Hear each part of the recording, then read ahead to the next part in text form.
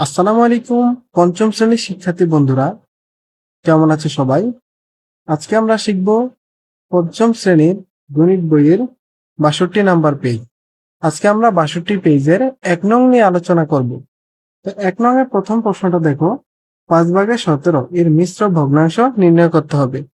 অর্থাৎ এখানে যে ভগ্নাংশটা দেওয়া আছে, তোমরা কি বলতে পারবে এই ভগ্নাংশটা কি ধরনের ভগ্নাংশ? দেখো, এই ভগ্নাংশের হর ছোট।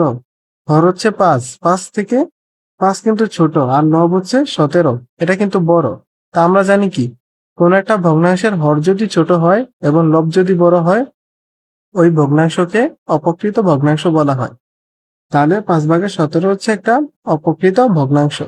এই অপকৃত ভগ্নাংশকে মিশ্র ভগ্নাংশে রূপান্তর করতে বলা হয়েছে। তো চলো আমরা অঙ্কটা সমাধান করি। শিক্ষার্থীরা, কোনো ভগ্নাংশকে যদি আমরা মিশ্র ভগ্নাংশে রূপান্তর করি, তবে ওই ভগ্নাংশটাকে যে হর আছে ওই ভগ্নাংশের হর দ্বারা লবকে ভাগ করতে হয়। এই ভগ্নাংশের হর কত? ৫। এবার ৫ দ্বারা আমরা লব ১৭কে ভাগ করে দেব। দেখো, তো ৫ দ্বারা যদি আমরা ১৭কে ভাগ করি, ৩ ৫-এ ১৫, ৪ ৫-এ ২০, ২০ ১৭ থেকে বেশি হয়ে যায়, তাই আমরা ৩ দ্বারা ভাগ করব। ৩ ৫-এ ১৫। এবার ১৫ থেকে ১৭ থেকে ১৫ বিয়োগ দিলে থেকে ২। এই ২ হলো ভাগশেষ। তো এই মিশ্র ভগ্নাংশের ক্ষেত্রে ভাগফলকে লিখতে হয় পূর্ণ সংখ্যায়। তাহলে আমরা ভাগফলকে পূর্ণ সংখ্যায় লিখলাম, এবং যে ভাগশেষটা থাকে ভাগশেষকে লিখতে হয় লব। তাহলে আমরা লব লিখলাম, এবং যে সংখ্যা দ্বারা ভাগ করেছি, এখানে ভাগ করেছি ৫ দ্বারা, তো ৫কে লিখতে হবে হর। তাহলে ৩ সমস্ত ৫ ভাগের ২, এটা হচ্ছে একটা মিশ্র ভগ্নাংশ। এটা হলো কি মিশ্র ভগ্নাংশ। তাহলে প্রথম প্রশ্নটির উত্তর কি হবে? ৩ সমস্ত ৫ ভাগের ২, গ নাম্বারটা হবে অ্যান্সার। এবার দ্বিতীয় প্রশ্নটা দেখো, নিচের কোনটি সবচেয়ে বড়, অর্থাৎ কোন ভগ্নাংশটা সবচেয়ে বড় তা নির্ণয় করতে বলছে। এখানে প্রথম ভগ্নাংশের লব ৩, দ্বিতীয় ভগ্নাংশের ৩, অর্থাৎ যতগুলা ভগ্নাংশ আছে সবগুলা ভগ্নাংশের লব কিন্তু ৩। তাহলে এবার হরগুলা কিন্তু সমান না, হরগুলা অসমান। তাই আমরা একটা সংখ্যা জানি কি, যদি কোনো ভগ্নাংশের লবগুলা একই হয়, তাহলে সবচেয়ে ছোট যে ভগ্নাংশের হর সেটাই হচ্ছে কি সবচেয়ে বড় ভগ্নাংশ। অর্থাৎ কোনো ভগ্নাংশের যদি লব একই থাকে এবং হরগুলা অসমান থাকে, তাহলে দেখতে হবে সবচেয়ে ছোট হর কোন ভগ্নাংশের। তো যে ভগ্নাংশের হরটা সবচেয়ে ছোট, ওই সম্পূর্ণ ভগ্নাংশটা কি হবে? বড় হবে। দেখো, এই ভগ্নাংশের লবগুলা একই, তো এখানে হরের ভেতরে সবচেয়ে ছোট হর কি? ৪। তাহলে সম্পূর্ণ ভগ্নাংশটা হচ্ছে সবচেয়ে বড় ভগ্নাংশ। তাহলে প্রথম দ্বিতীয় নাম্বারের উত্তরটা হলো ৪ ভাগের ৩। এবার ৩ নাম্বারটা দেখো, ৫৬ ভাগের ২৮ এর লঘিষ্ঠ আকারে নিচের কোনটি? লঘিষ্ঠ আকার বলতে কি বোঝায়? লঘিষ্ঠ মানে হলো ছোট। অর্থাৎ কোনো একটা ভগ্নাংশকে একাধিকবার ভাগ করার পর এমন একটা সংখ্যা নিতে হবে যে সংখ্যাকে আর কোনো সংখ্যা দ্বারা ভাগ করা যায় না। অর্থাৎ কোনো একটা ভগ্নাংশকে ভাঙতে ভাঙতে আমার এমন ছোট করতে হবে যে ওই যে ভগ্নাংশটাকে আমরা আর কি করতে পারবো না, কোনো ভাঙতে পারবো না।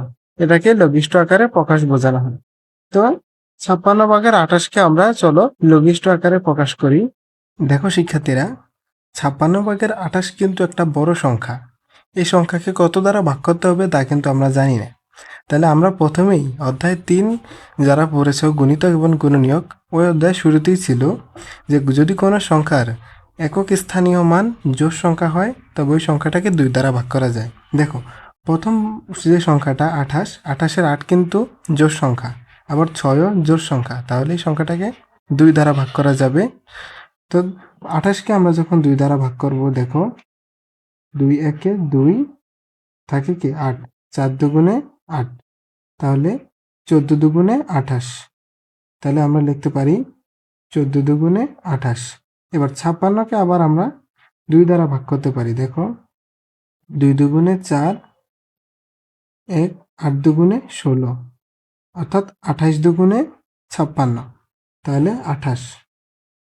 এবার এই ১৪কে এখানেও জোড় সংখ্যা, এটাও জোড় সংখ্যা, তো এটাকে আবার আমরা ২ দ্বারা ভাগ করতে পারি। দেখো কিভাবে ভাগ করি। ২৮কে যদি আমরা ২ দ্বারা ভাগ করি, দেখো ২ একে ২, ৮-এর ৮, ৪ দুগুণে ৮, ১৪ দুগুণে ২৮।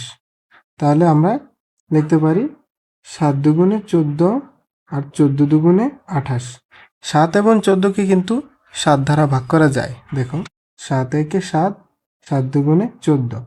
এবার যে ভগ্নাংশটা আমরা পেলাম 2/1, এই 2/1কে কি আর কোনো সংখ্যা দ্বারা ভাগ যায়? যায় না। তাহলে এটা হচ্ছে লঘিষ্ঠ আকারে প্রকাশ। তাহলে এই প্রশ্নের সঠিক উত্তর কি হবে? ঘ, 2/1। তো কেমন লাগলো শিক্ষার্থীর আজকের ক্লাসটি? পরবর্তী ক্লাসটি পেতে অবশ্যই চ্যানেলটি সাবস্ক্রাইব করবে। আসসালামু আলাইকুম।